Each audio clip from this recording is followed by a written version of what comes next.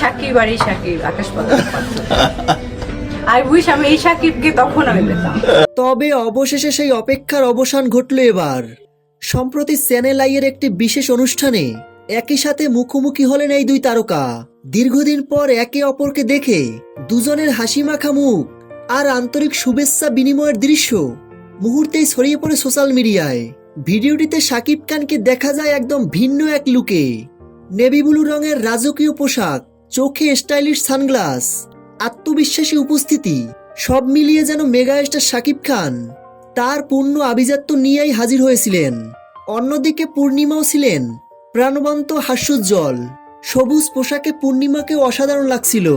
তবে একটা বিষয় সবার চোখের নজরে পড়েছে, শাকিব খানের পোশাকের কালার এবং পূর্ণিমার ড্রেসের কালার প্রায় কাছাকাছি ছিল।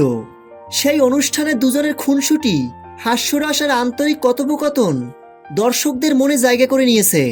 অনেকে মন্তব্য করছেন এত বছর পরেও তাদের মধ্যে সেই পুরনো বন্ধুত্ব রয়ে গেছে। সবচেয়ে বেশি আলোচনায় এসেছে পূর্ণিমার একটি মন্তব্য। পূর্ণিমা বলেন, এই শাকিব খান আর আগের শাকিব খান এক নয়, তিনি এখন অনেক বড় মাপের সুপারস্টার।